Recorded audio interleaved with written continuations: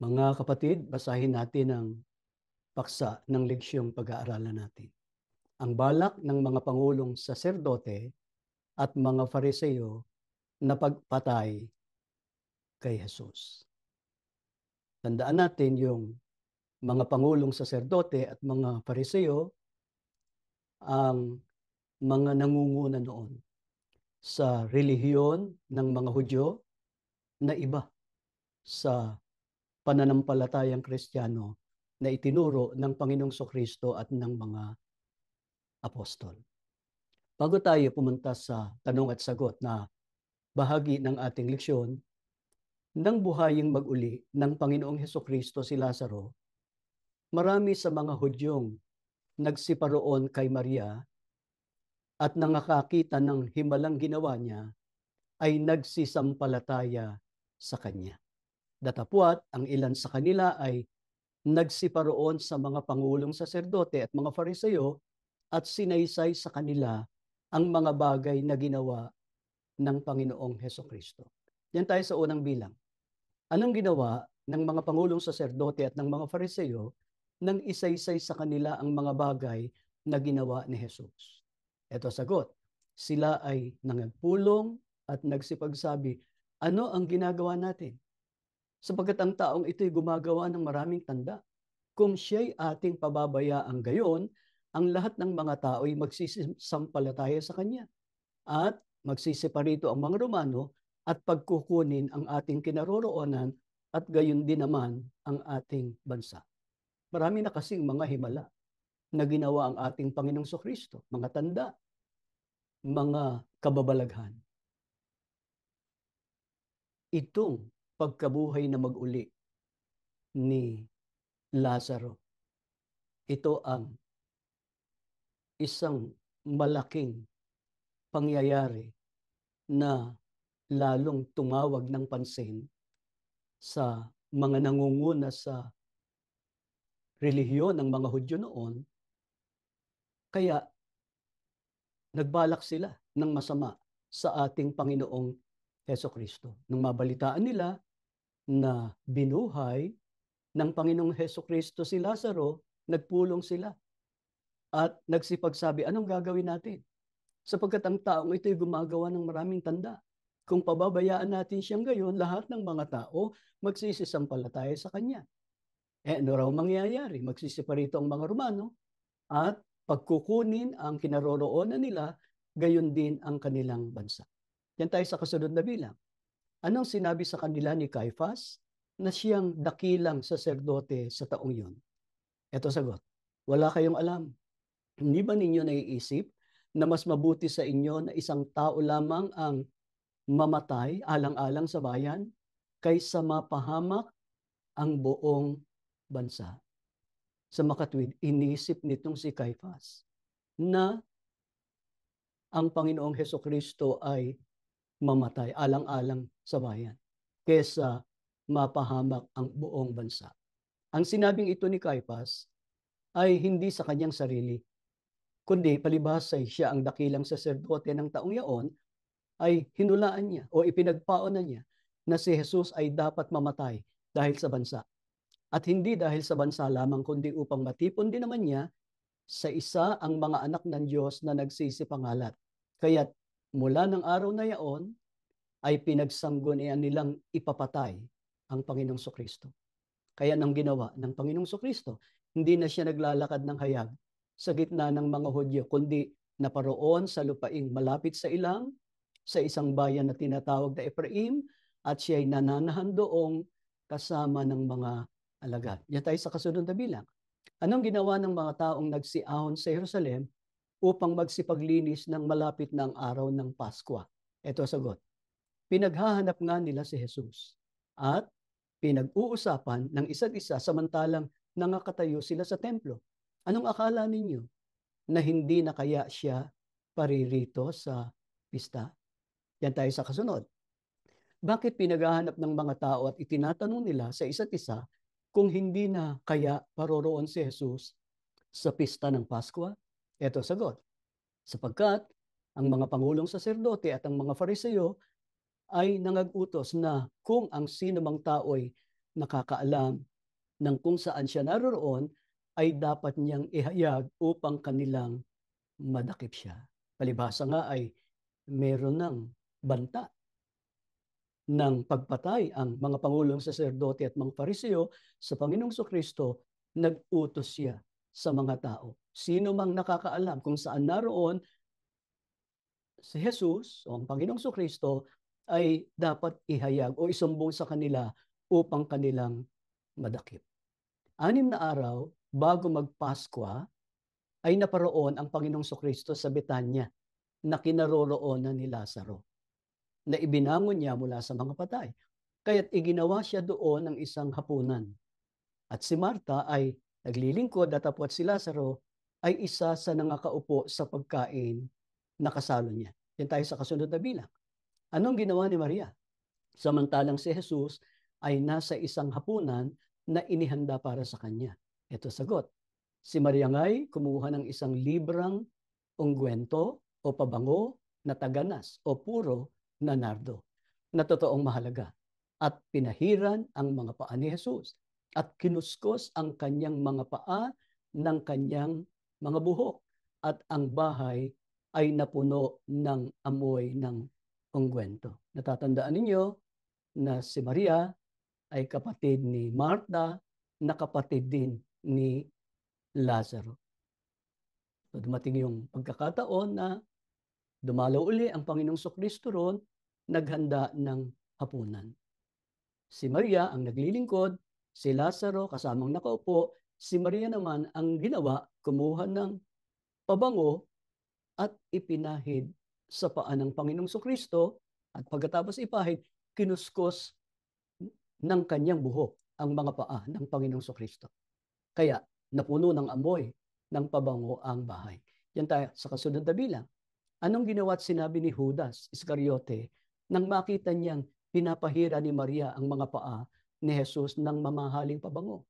Ito sagot. Tumutol siya at sinabi, bakit hindi na lamang ipinagbili ang pabango at ibinigay sa mga dukha ang pinagbilhan? Maaring umabot sa 300 salaping pilak ang halaga ng pabangong yan. Sa makatwid, tumutol si Judas Iscariote sa ginawa ni Maria na pagpahid ng pabango sa paa ng Panginoong Kristo. Ito'y sinabi nga niya, hindi sapagkat ipinagmamalasakit niya mga dukha, kundi sapagkat siya'y magnanakaw at yamang nasa kanya ang supot ng salapi, ay kinukuha niya ang doon ay inilalagay. Sa makatwid, kaya pala hinangad ni Judas na ipagbili yung pabango sa halip na ipahid sa Panginoong Kristo. Malaking halaga yun eh. Kano halaga? 300 salaping pilak, na kung yun ay ihuhulog sa supot na siya ang nag-iingat, kasama yun sa kukunin niya doon sa ilalagay doon. Yan tayo sa kasunod na bilang. Anong sinabi ng Panginoong Kristo kay Judas Iscariote? Ito sagot. Hayaan mo siya. Pinaghahandaan lamang niya ang araw ng aking libing. Lagi ninyong kasama ang mga dukha, ngunit ako'y hindi ninyo laging makakasama. Sa makatwid, ipinagtanggol ng Panginoong Hesukristo yung ginawa ni Maria sa kanya, kay Judas Iscariote. Hayaan mo siya. Ano ang turing ng Panginoong Kristo sa ginagawa ni Maria sa kanya? Pinaghahandaan lamang ang araw ng kanyang libing. At sinabi niya, lagi ninyong kasama ang mga dukha, ngunit ako ay hindi ninyo laging makakasama. Ang karamihang mga tao nga sa mga Hudyo ay naalaman na siya ay naroon. At sila'y nagsiparoon hindi dahil kay Jesus lamang, kundi upang makita nila si Lazaro na muling ibinangon niya mula sa mga patay. Yan tayo sa kasunod na bilang. Si Jesus lang ba ang pinagbalakan ng mga pangulong saserdote na maipapatay? Ito sagot, hindi. Kundi nangagsanggunian sila upang kanilang maipapatay pati si Lazaro. Sapagkat dahil sa kanya'y marami sa mga Hudyo ang nagsisialis at nagsisipanampalataya kay Jesus. Yan tayo sa kasunod na bilang. Nang kinabukasan, anong ginawa ng isang malaking karamihan na nagsiparoon sa pista, pagkabalita nila na si Jesus ay dumarating sa Jerusalem. Ito sagot, nagsikuha sila ng mga palapa, ng mga puno ng palma, at nagsilabas na sumalubong sa kanya. Nang malaman ng malaking karamihan, paroroon ang Panginoong Kristo sa pista sa Jerusalem, ano ginawa nila? Kumuha sila ng mga palapa, ng mga dahon, ng puno ng palma, at nagsilabas na sumalubong sa kanya. Diyan tayo sa kasunod na bilang. Anong isinigaw nila nang makita nila si Jesus na dumarating? Ito sagot, Hosana, katumbas ng purihin ng Diyos. Mapalad ang pumaparito sa pangalan ng Panginoon, sa makatwid bagay ang hari ng Israel. Kung gayon, katunayan na marami ang sumampalataya sa Panginoong Kristo nang makita nila siya, sinalubong siya ng malaking karamihan na pumupuri sa Diyos. Yan tayo sa kasunod na bilang. Anong ginawa ng Panginoong Kristo nang makasumpong siya ng isang batang asno? Ito sagot, sumakay doon gaya ng nasusulat. Huwag kang matakot, anak na babae ng Siyon. Tumutukoy yung Siyon sa Israel o sa mga Hudyo. Narito, ang iyong hari ay pumaparito na nakasakay sa isang anak ng asno. Sa makatwid, yun palang tagpong yon na ang Panginoong Kristo ay sinalubong ng karamihan at sumakay siya sa isang asno, yun pala ay may hula tungkol sa ating Panginoong Kristo. Nakasulat sa hula, huwag kang matakot, anak na babae ng Siyon. Narito ang iyong hari ay pumaparito na nakasakay sa isang anak ng asno. Ang mga bagay na ito ay hindi napag-unawa kaagad ng kanyang mga alagad. Ngunit, nang ang ating Panginoong Kristo ay maluwalhati na, sa kanila naalala na ang mga bagay na ito ay sinulat tungkol sa kanya at kanilang ginawa ang mga bagay na ito sa kanya. Ang karamihan ngang kasama niya nang tawagin niya si Lazaro mula sa libingan at siya'y ibangon sa mga patay, ang siyang nagpatotoo tungkol sa ginawa ng Panginoong Kristo. Dahil dito, ang karamihan ay nagsiyaon at sumalubong sa kanya sapagkat nabalitaan nila na siyang gumawa ng tandang ito, yung pagkabuhay na mag-uli ni Lazaro. Yan tayo sa kasunod na bilang. Anong sinabi ng mga Fariseo sa isa't isa nang makita nila ang malaking karamihan na nagpupuri sa Panginoong Kristo? Ito sagot, nakikita ninyong walang nangyayari sa mga ginagawa natin. Tingnan ninyo, sumusunod sa Kanya ang buong sanlibutan.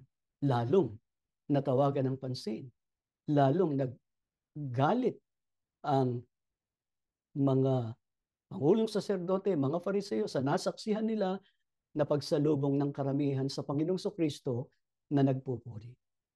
Merong ilang mga Griego o Hentil na pumaroon sa Jerusalem upang dumalo sa kapistahan at sumamba. Ang mga ito ngay nagsilapit kay Felipe na taga Betsaida ng Galilea at nagsipamanhik sa kanya na sinasabi, Ginoo, ibig sana naming makita si Jesus. Lumapit si Felipe at sinabi kay Andres, lumapit si Andres at si Felipe at kanilang sinabi sa Panginoong Kristo. Yan tayo sa kasunod na bilang. Anong sinabi ng Panginoong Kristo kina Felipe at Andres nang sabihin nila sa kanya na may mga Griego o mga Hentil, sa makatwid hindi mga Hudyo, na nais siyang makita? Ito sagot. Sinagot sila ni Jesus na nagsasabing, dumating na ang oras na ang anak ng tao ay luluwalhatiin.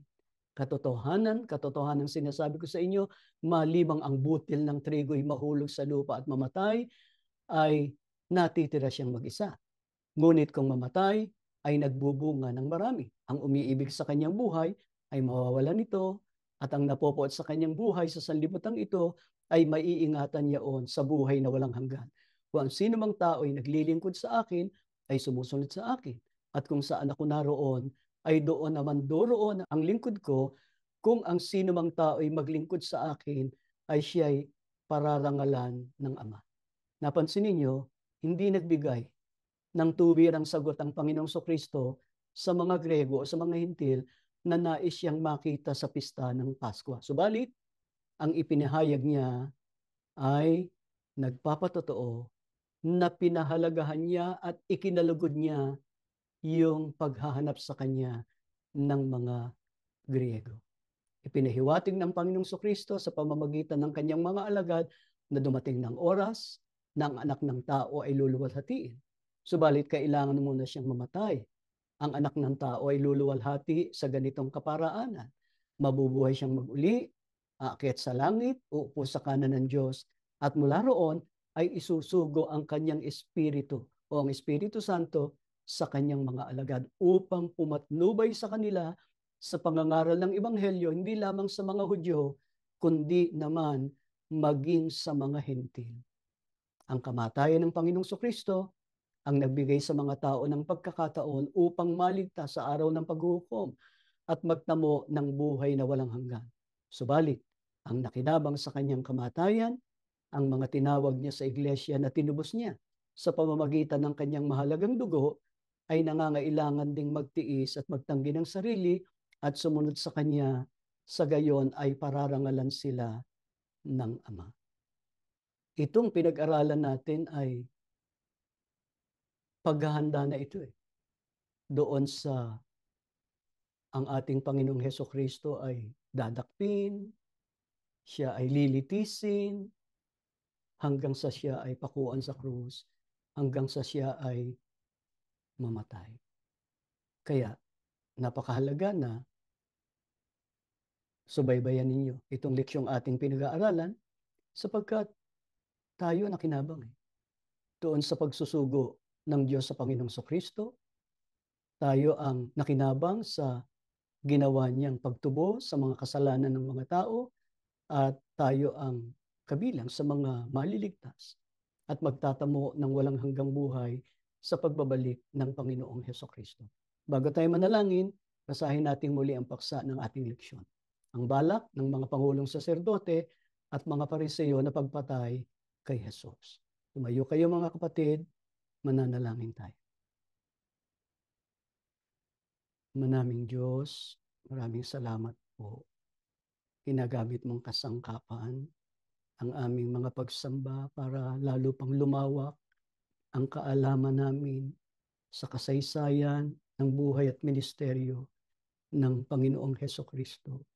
Sumasampalataya kami ang nakinabang sa pagsusugo mo sa Kanya sa pamamagitan ng pagkasangkapan mo sa sugo sa mga huling araw. Naunawaan namin ang iyong mga katotohanan, kasama na ang tungkol sa buhay at ministeryo ng Panginoong Hesukristo upang lalo kaming maging malapit sa Kanya, pahalagahan namin ang Kanyang naging pagsasakit alang-alang sa iyong iglesia.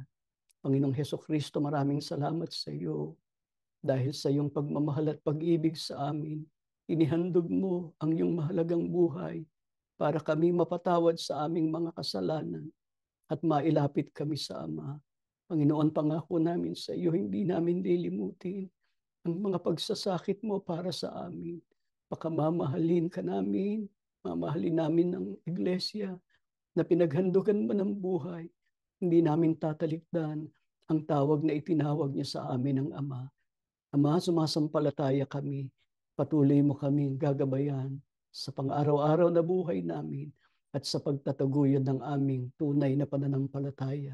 Ang malaging basbas mo sa mga anak namin, gawin mo silang mananampalataya, pagpalain mong mga magulang, kasangkapanin mo pa, para ang mga anak namin maakay sa tunay at tapat na paglilingkod sa iyo. Ama, hinihiling po namin ang lahat sa pangalan ng Panginoong Hesukristo na aming tagapagligtas.